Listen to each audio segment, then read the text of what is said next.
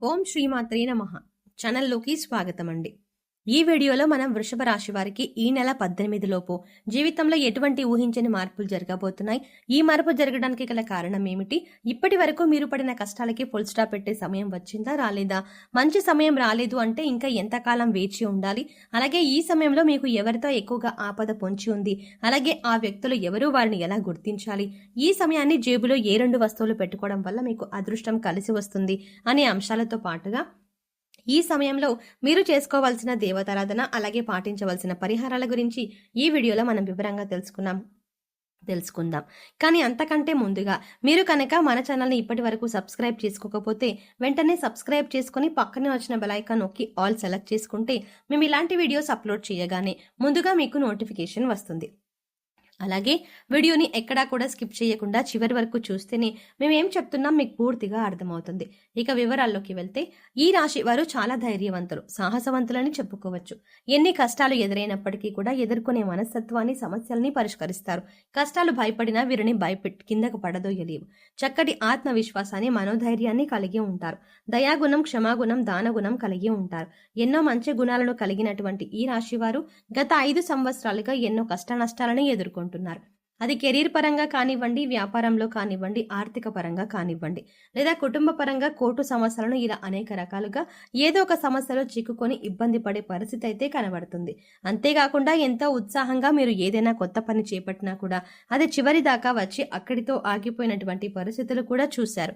ఇక ఎప్పుడైతే ఈ పని పూర్తయిపోయిందో ఇకపైన మనకి లాభాలే వస్తాయి అని అనుకునే సమయంలో మళ్ళీ మొత్తం పరిస్థితులు తారుమారయ్యి మీకు నష్టాలు రావడం అనేది జరుగుతుంది. అది ఏ అంశంలోనైనా కావచ్చు. ఇక విద్యార్థులు కూడా ఈ అంశంలో కొద్దిగా ఇబ్బంది పడ్డారని చెప్పాలి. అలాగే అవివాహితులు వివాహం విషయంలో కూడా చూసిన సంబంధాలు కలిసి రాకపోవడం, అలాగే ఖాయమైన సంబంధాలు తిరిగి క్యాన్సిల్ అవ్వడం వంటివి జరిగాయి. ఇలా అనేక రకాలుగా ఈ రాశి వారు ఏదో ఒక అంశంలో ఇబ్బంది పడుతూ వచ్చారు. కానీ ఈ రాశి వారు సక్సెస్ అవ్వడం కోసం ఏమీ చెయ్యలేదు అని చెప్పడానికి కూడా లేదు. ఎన్నో విధాలుగా ప్రయత్నాలు చేపట్టినప్పటికీ నష్టాలు ఎదురయ్యి మానసికంగా కృంగిపోయారు. ఇకపై మీకు అటువంటి పరిస్థితి ఎదురు కాదు. మీ తలరాత మారనుంది. మీరు ఎదుర్కొన్న కష్ట నష్టాలు అన్నీ కూడా తొలగిపోనున్నాయి. మీ దశ తిరగబోతోంది. అయితే అదృష్ట యోగాలను పొందటానికి మీరైతే ఖచ్చితంగా కొన్ని జాగ్రత్తలు తీసుకోవాలి. ముఖ్యంగా మీరు ప్రతి అంశంలో నష్టాన్ని చూడడానికి గల కారణం మీరు ప్రతి ఒక్కరిని నమ్ముతారు. అందరూ మన వాళ్లే అని దగ్గరకు తీస్తారు. కానీ మీరు నమ్మిన వాళ్ళే తిరిగి మిమ్మల్ని మోసం చేస్తారు. దానివల్లే మీరు ఎక్కువగా కాస్త నష్టాలు ఎదురవుతాయి. అది ఆర్థిక పరంగా కానీ, ఇరుగు పొరుగు వారు కానీ, లేదా స్నేహితుల వలె కానీ, బంధువుల వలె కానీ, ఇలా అనేక రకాలుగా మిమ్మల్ని ఇబ్బందికి గురి చేస్తూ ఉంటారు. ఇదే సమయంలో మీ వృత్తి వ్యాపారాలు లేదా మీరు పనిచేస్తున్న సంస్థల్లో శత్రువులు కూడా మీపై దాడి చేస్తారు. వారు అనేక రకాలుగా మిమ్మల్ని కిందకి తోయడానికి, మీ మీద బురద చల్లడానికి ప్రయత్నిస్తారు.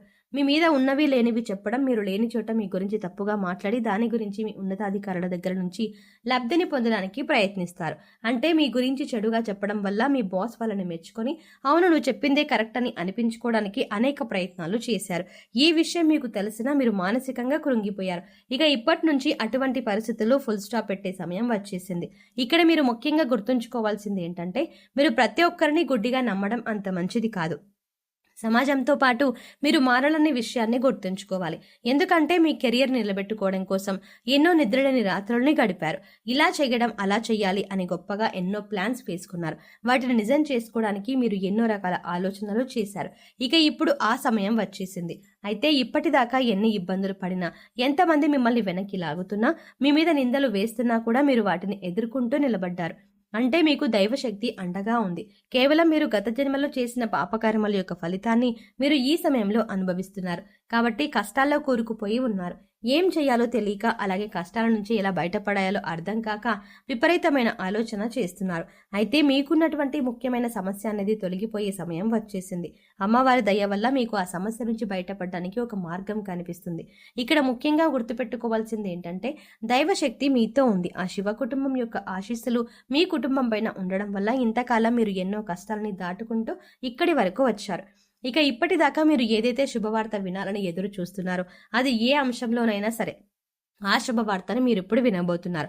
ఎటువంటి సంతోషకరమైన వార్తలు మీరు జీవితాన్ని మార్చబోతున్నాయి. మీ జీవితంలో ఆనందం నిండిపోబోతోంది. ఎప్పటి నుంచో ఎదురు చూస్తున్న మీ కళ నెరవేరబోతోంది. ముఖ్యంగా మీ ఇరుగు పొరుగు వారు కానీ, తెలిసిన వారు కానీ మీ మధ్యనే ఉంటూ మీపై కుట్రలు చేస్తున్నారు. వారు ఎవరో మీరు గమనించి గుర్తించవలసి ఉంటుంది. ఇక రహస్య శత్రువులని మీరు నమ్మడం వల్ల అనేక రకాలుగా ఇబ్బందులు కలిగిస్తారు. మీరు గతంలో ఎన్నో రకాల ఇబ్బందులు పడి పెద్ద పెద్ద సమస్యల నుంచి కూడా చివరి దాకా వచ్చి వాటి నుంచి బయటపడిన సందర్భాలు కూడా ఉన్నాయి. ఇక ఇటువంటి సమస్యల నుంచి బయటపడడానికి మిమ్మల్ని ఆదుకున్నది ఆ శివయ్యే అని చెప్పవచ్చు. ఆ శివ పార్వతులే మీకు అండగా ఉన్నారు. ప్రతిరోజు కూడా మీరు నిత్య పూజ నిర్వహించడం, దేవుడికి దీపారాధన చేసుకోవడం, మీ ఇష్టదైవ నామస్మరణ చేసుకోవడం వల్ల మీకు అనేక రకాలుగా శుభాలు చేకూరుతాయి.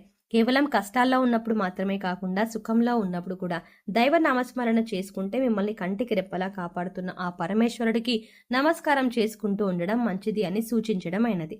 ముఖ్యంగా మీరు కష్టాల్లో ఉన్నప్పుడు దేవుడు రక్షించలేదు కాబట్టి దేవుడు లేడని భావన మీకు రాకూడదు. అందుకోసం ప్రతిరోజు కూడా దేవుడికి కృతజ్ఞతలు చెప్పుకుంటూ మిమ్మల్ని ఇప్పటిదాకా రక్షించినందుకు ఆ భగవంతుడికి కృతజ్ఞతలు చెప్పుకోండి.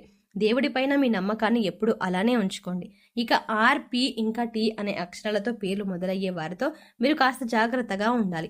వారు మీ పక్కనే ఉంటూ మీ స్నేహితుల వలె నటిస్తూ మీ వెనకాల గోతులు తవ్వే అవకాశాలు ఎక్కువగా ఉంటాయి. కాబట్టి మీరు వారి చేష్టలను కాస్త గమనిస్తూ ఉండాలి. ఈ సమయంలో మీరు రహస్య శత్రువుల్ని గుర్తించి గమనించి తగిన జాగ్రత్తలు తీసుకోవాలి. లేదంటే జీవితంలో నష్టపోయే అవకాశాలు ఎక్కువగా ఉంటాయి. ఇక ఈ సమయంలో మీరు చేసుకోవాల్సిన దేవతారాధన చూసుకున్నట్లయితే ప్రతి సోమవారం శివాలయానికి వెళ్ళి అర్చన చేయించుకోండి. అలాగే మాస శివరాత్రి రోజున అభిషేకాన్ని నిర్వహించినట్లయితే శివుని యొక్క పరిపూర్ణమైన ఆశీస్సులు మీపై ఉంటాయి.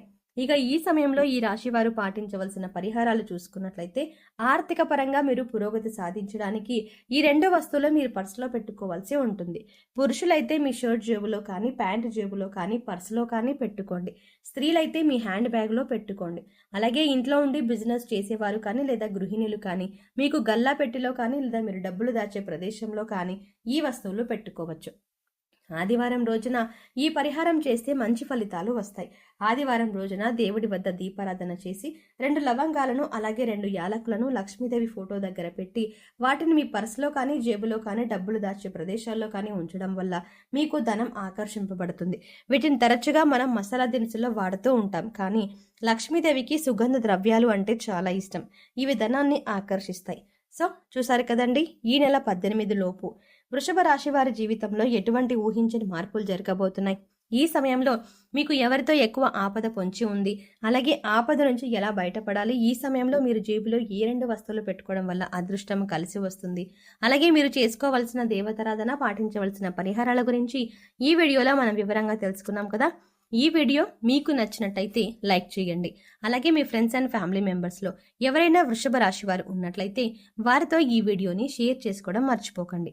కానీ అంతకంటే ముందుగా మీరు కనుక ఇప్పటి వరకు మన ఛానల్ని సబ్స్క్రైబ్ చేసుకోకపోతే వెంటనే సబ్స్క్రైబ్ చేసుకోండి. అలాగే పక్కనే ఉన్న బెల్ ఐకాన్ని క్లిక్ చేసి అందులో ఉన్న ఆల్ అప్డేట్ని సెలెక్ట్ చేసుకోండి. అలా పక్కనే ఉన్న బెల్ ఐకాన్ని క్లిక్ చేసి అందులో ఉన్న ఆల్ అప్డేట్ని సెలెక్ట్ చేసుకోవడం ద్వారానే మేము చేసే ప్రతి వీడియో అప్డేట్ మీ మొబైల్కి ముందుగా నోటిఫికేషన్గా అందుతుంది. మరో చక్కటి వీడియోతో మళ్ళీ కలుద్దామండి. ఓం శ్రీమాత్రే నమః.